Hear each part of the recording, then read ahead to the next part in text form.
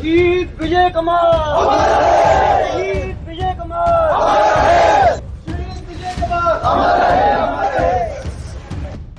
जम्मू के रियासी में शिवखोड़ी से कटरा लौट रही श्रद्धालुओं की बस पर घात लगाए बैठे आतंकियों ने हमला कर दिया।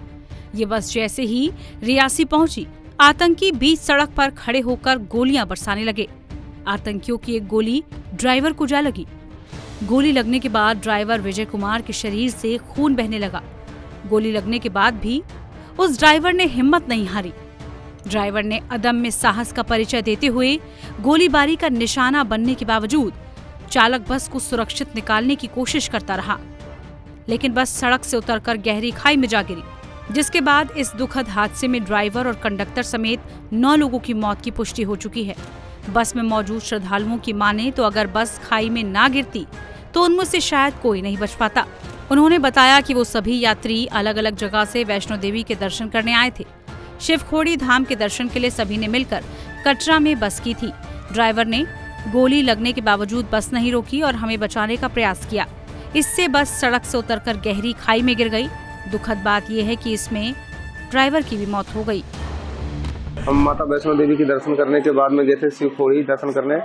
दर्शन करके जब वापस लौट रहे थे, मुश्किल से 4-5 किलोमीटर गाड़ी आगे आई होगी। फिर एक पहाड़ से जब नीचे उतर रही थी तभी गोली चलने लगी थी। आप ठीक हो बेटा? और गोली चलने के बाद में बस जब नीचे चली गई है, गिर गई बस, उसके बाद में तब भी गोली काफी टाइम चला। तो जो रोड पे जब गाड़ी थी चल रही थी तो सामने सफारी ड्राइवर को गोली लग गई थी। पहले तो उन्हीं को लगा, उसके बाद में कई लोग जो कई जो भक्त लोग थे उनको भी लग गया है। शिवखोड़ी के दर्शन के लिए गया था और दर्शन करके वापस हम लोग आ रहे थे। 2-3 किलोमीटर बस चली होगी। उसके बाद जो है सामने से हमारे फायर होने लगा। फायर चलता रहा और बस हमारी जो है थोड़ी सी आगे जाकर खाई में पलट गई। 5-6 राउंड गिरने के बाद एक बड़ा पत्थर में जो है बस फंस गया और रुक गया वहाँ।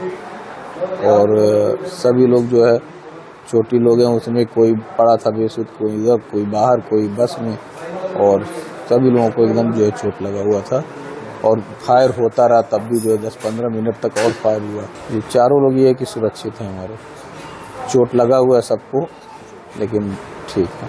जो फायर हुआ नज़र उठा, उसके बाद तुरंत हम लोग बैठ गए, लेकिन हमको लगता है कि कम से कम 2-3 लोग रहे होंगे सामने से जी। पीछे से तो हमें नहीं मालूम था, लेकिन पीछे से मेरा लड़का जो है थोड़ा सा पीछे बैठा हुआ था। तो जब बस टिक गई पर उसमें पत्थर पे, तो वो उस दरवाजे से निकला तो वो बता रहा कि पीछे से एक बंदा जो है मार रहा था, वो गोली चला रहा था इसी के कुछ कदम की दूरी पे। तो ये जो निकला तो फिर नीचे ही जंगल से थोड़ा दूर गया कि कहीं गोली न मारे लोग। वहीं इस आतंकी हमले के बाद पुलिस की सहायता करने और जमीनी हालात का आकलन करने के लिए राष्ट्रीय जांच एजेंसी की टीम रियासी पहुंची। रविवार के हमले के बाद इलाके में सुरक्षा बढ़ा दी गई। सुरक्षा बल अब आतंकियों का पता लगाने के लिए ड्रोन का इस्तेमाल कर रहे हैं। इस आतंकी हमले के बाद पाकिस्तान के नापाक मंसूबे एक बार फिर से सामने आए।